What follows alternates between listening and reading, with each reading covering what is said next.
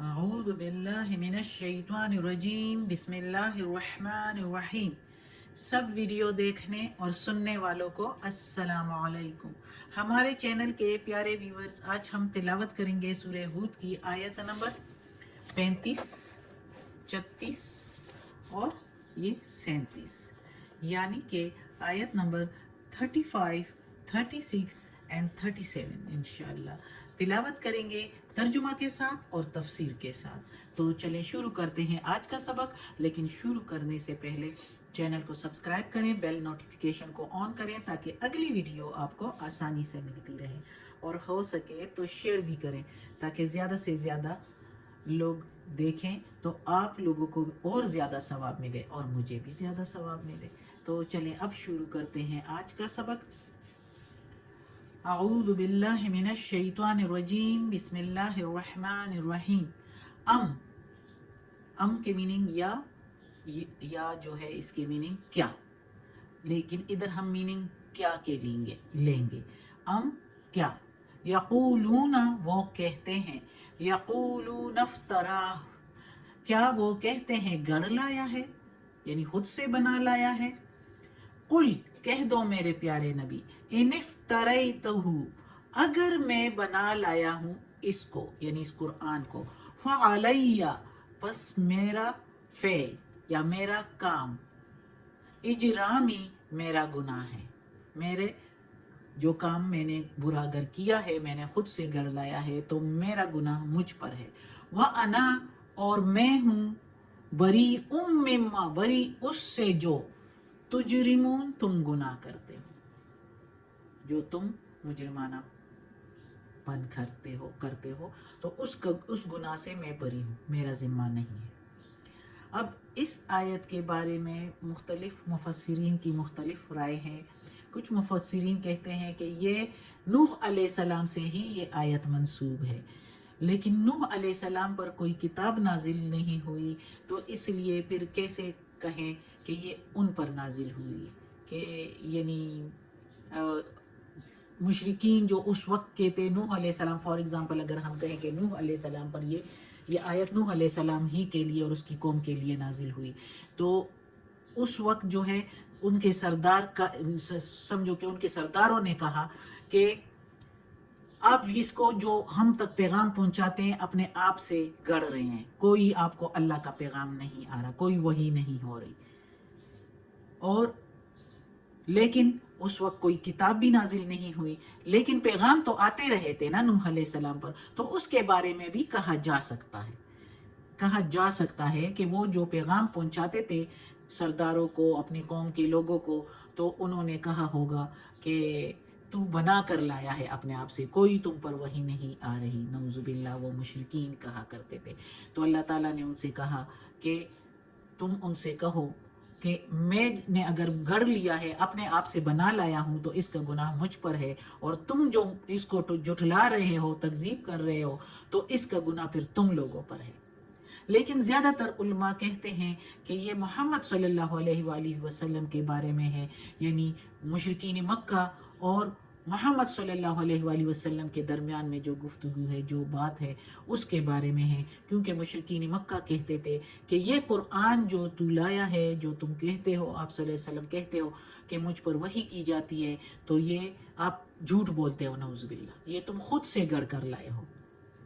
تو اللہ تعالیٰ نے اتنی بڑی سٹوری جو نوح علیہ السلام کی سنائی اس رکوع میں، اور رکوع کے آخری آیت میں، ابھی نوح علیہ السلام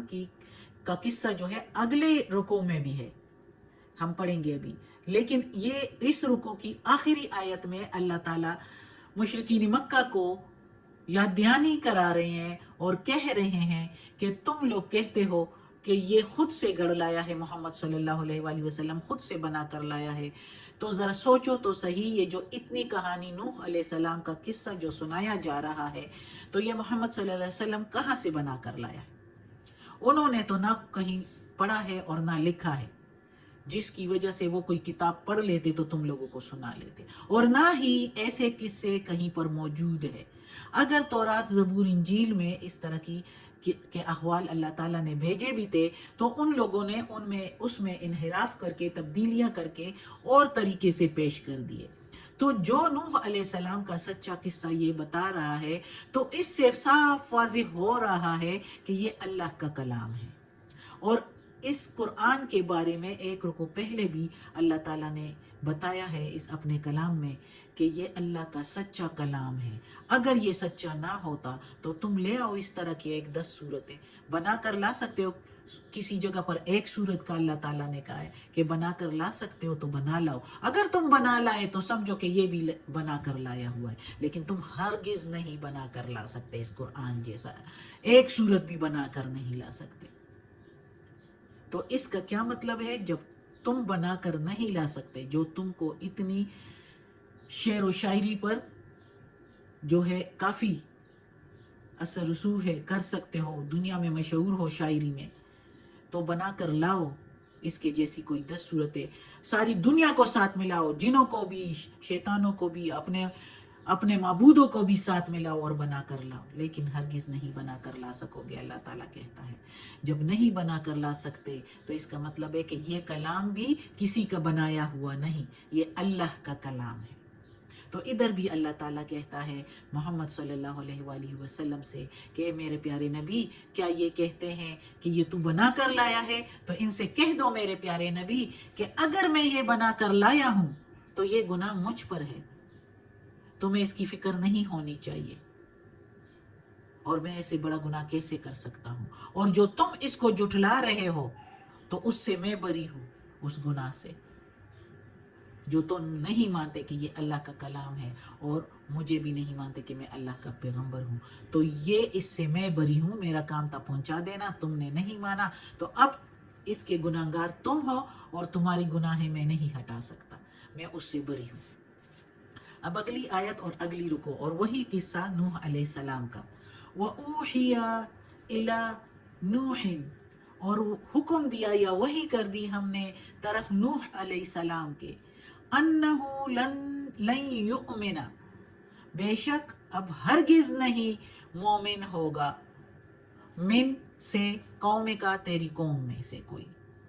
الا سوائے اس کے، من جو کوئی، قد تحقیق کنفرم کی ہوئی بات، پہلے سے طے شدہ بات جس میں کوئی شک نہیں، آمنا یعنی جو کوئی پہلے سے ایمان لایا، سوائے اس کے اور کوئی اب ایمان نہیں لائے گا. فلا تبتئس، پس نہ ہو تم غمگین، بما کانوا یفعلون، بسبب اس کے جو وہ عمل کرتے ہیں. اب اس آیت میں پھر نوح علیہ السلام کی طرف آ گئے. درمیان میں ایک آیت جو ہے اللہ تعالیٰ نے مسلمانوں کو اور مکہ کے کفار کو سب کو یاد دلانے کے لیے کہ ذرا غور کرو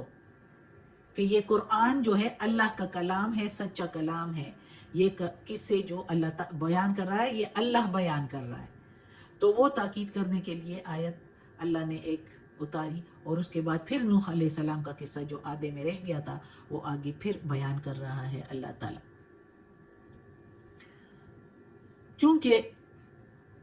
نوح علیہ السلام نے تقریباً 950 سال تک اپنی قوم کو اسلام کی دعوت دی،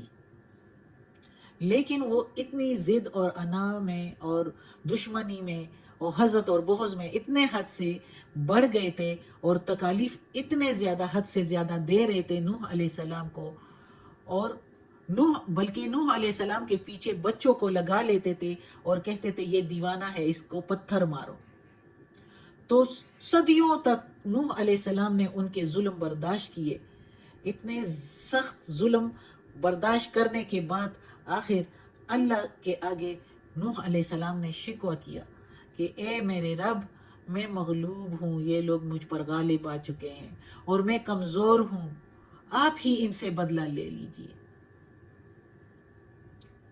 بہت زیادہ تھک ہار کر 950 سال، صدیاں ہیں صدیاں، تو اور اس کے باوجود وہ لوگ الٹا ان کو تکلیفیں دینے لگے، دیوانہ کہنے لگے اور پتھر مارنے لگے بچوں کے ذریعے سے. تو اللہ تعالیٰ نے بھی ان کی حوصلہ افزائی کی، اور اللہ تعالیٰ نے پھر ان کو بتایا کہ جو گنے چنے لوگ جو ہے جو ایمان لائے ہیں اور لا چکے ہیں، تو آئندہ ان میں سے اور کوئی ایمان لانے والا نہیں. لہٰذا اب آپ ان کی دشمنی اور یہ جو جھٹلاتے ہیں اور یہ جو ایذا دیتے ہیں، تکلیف دیتے ہیں آپ کو، تو آپ اس پر زیادہ غمگین نہ ہوں، ان کے ان تکالیف دینے پر زیادہ غمگین نہ ہوں۔ اللہ تعالیٰ نے بتا دیا، نوح علیہ السلام کو تسلی دے رہے ہیں کہ یہ اب ایمان لانے والے نہیں ہیں، اللہ نے ان کے دلوں پر مہر لگا دی، ان کی ضد، ان کی انات، ان کی ہٹ درمی کی وجہ سے، ان کی سرکشی کی وجہ سے اللہ تعالیٰ نے اب ان کے دلوں پر مہر لگا دی۔ جگہ جگہ پر اللہ تعالیٰ قرآن میں کہتا ہے نا کہ جب حد سے بڑھ جاتے ہیں اور نہیں مانتے، کافی معجزے بھی دیکھ لیتے ہیں، اللہ کی رحمتیں مہربانیاں بھی دیکھ لیتے ہیں، تکالیف سے بھی یہ نہیں سمجھتے، تو پھر اللہ تعالیٰ ان کی برائیوں کی وجہ سے، ان کی گمراہیوں کی وجہ سے ان کے دلوں پر مہر لگا لیتا ہے۔ تو وہی بات ادھر بھی ہے دوسرے الفاظ میں کہ اب ان میں سے کوئی ایمان نہیں لائے گا، جو لا چکے ہیں وہ لا چکے ہیں، آئندہ کوئی ایمان نہیں لائے گا۔ بس اب تم غمگین نہ ہو، اور ان قریب اللہ کی طرف سے انتقام آنے والا ہے۔ اللہ اب ان سے انتقام لے گا جو سب شرارتوں اور شریروں کا خاتمہ کر ڈالے گی۔ ایسے عذاب آئے گا اب ان لوگوں پر، اللہ تعالیٰ نے کہہ دیا کہ ان کے اعمال کی وجہ سے، شرارتوں کی وجہ سے، اور ان کی شریر لوگوں، یہ شرارتیں اور جو برائیاں ہیں ان کی وجہ سے، بسبب اس کے ان پر اب عذاب آئے گا۔ اگلی آیت ہے کہ اللہ تعالیٰ آگے کیا کہتا ہے، وَاصْنَعِ، اور بنا، وَاصْنَعِ الْفُلْكَ، اور تم بناؤ ایک کشتی، بِأَعْيُنِنَا، ہماری آنکھوں کے سامنے، بے کے میننگ ساتھ، اعین آنکھوں، نہ کے میننگ ہمارے آنکھوں کے سامنے، کے ساتھ یا سامنے، وَوَحْيِنَا، اور حکم سے ہمارے، کشتی بنا ہماری آنکھوں کے سامنے یا ہمارے روبرو اور ہمارے حکم سے، وَلَا تُخَاطِبْنِی، اور نہ مخاطب کر مجھ کو، فِی الَّذِینَ ظَلَمُوا، ان لوگوں کے بارے میں جو ظالم ہیں، یعنی ظالم لوگوں کی میرے سے کوئی سفارش مت کرنا، اِنَّهُمْ مُغْرَقُونَ، بے شک وہ غرق ہوں گے، وہ ڈوبیں گے۔ اب اس آیت میں اللہ تعالیٰ نوح علیہ السلام سے فرماتے ہیں کہ ایک کشتی بنا ہمارے روبرو، یعنی ہمارے حفاظت، ہماری نگرانی میں، یعنی جب اللہ حفاظت کرے گا تو کوئی اور اس کو خراب نہیں کر سکتا، کیونکہ سارے لوگ دشمن بنے ہوئے تھے، خرابی ڈالنے والے تھے، تو اللہ تعالیٰ نے کہا کہ ہمارے روبرو، ہمارے آنکھوں کے سامنے، اور ہمارے حکم سے اور تعلیم سے اور ہمارے الہام سے، یعنی ہمارے حکم سے کا مطلب یعنی ہماری تعلیم سے، ہم بتائیں گے تو اس طرح بنانا، ہمارے الہام سے کہ جیسے ہم کہیں گے تو اس طرح بنانا، ایسے کشتی تیار کرو کہ عنقریب پانی کا سخت خوفناک طوفان آنے والا ہے، جس میں یہ سب ظالم جو ہے وہ غرق ہو جائیں گے۔ تو ایسی کشتی بنا کہ اس میں درجے ہو، اور وہ اللہ کے حکم کے مطابق، اللہ کی تعلیم کے مطابق، اور طوفان آئے گا، سیلاب آئے گا، جس میں یہ سارے لوگ غرق ہو جائیں گے، اور مجھ سے کسی کی سفارش نہ کرنا، اللہ تعالیٰ کہتا ہے۔ اللہ تعالیٰ خبردار کر رہا ہے، آگے قصہ آئے گا تو اس میں پتہ چل جائے گا کہ اللہ تعالیٰ کیوں کہہ رہا ہے، اور مجھ سے سفارش نہ کرنا ان لوگوں کے بارے میں جو ظلم کرتے ہیں۔ ظاہر ہے جو شرک کرتے ہیں وہ ظالم ہوتے ہیں نا، جس اللہ نے ان کو بنایا اس کی بجائے بتوں کو اور چیزوں کو پوجنا شروع کرنا اور اللہ کے احکامات کے الٹ زندگی گزارنا ظلم ہے کہ نہیں؟ جس اللہ نے بنایا اس کی نہیں مانتے، تو اس لیے اللہ تعالیٰ نے کہا، حکم دیا، بتایا کہ کسی کی سفارش نہیں کرنی مجھ سے، ان ظالموں میں سے یہ سارے غرق ہوں گے۔ یہ آگے بھی انشاءاللہ کہانی، یہ قصہ پڑھیں گے۔ اللہ ہمیں توفیق دے کہ یہ قرآن مجید کا ترجمہ ہم مکمل کریں اور اس پر عمل کی توفیق دے۔ صدق اللہ العظیم۔ یا اللہ، یا پروردگار، یا رب العالمین، یا مالک یوم الدین، یا علی کل شیء قدیر، یا اللہ یہ تیرے کلام قرآن مجید کی تلاوت کی ہے ترجمہ اور تفسیر کے ساتھ، یا اللہ اس کے زیر زبر پیش میں، تلفظ میں، ترجمہ اور تفسیر میں کوئی غلطی ہوئی ہو تو معاف کر دینا، تو معاف کرنے والا مہربان ہے، غفور الرحیم ہے، اور یا اللہ ہمیں عافیت والے معاملات دے، ہماری بیماریاں، تکالیف، پریشانیاں اور برائیاں ہم سے دور کر دیں یا اللہ، یا پروردگار ہمیں اپنے نیک اور صالح لوگوں میں شامل کر دے، آمین ثم آمین۔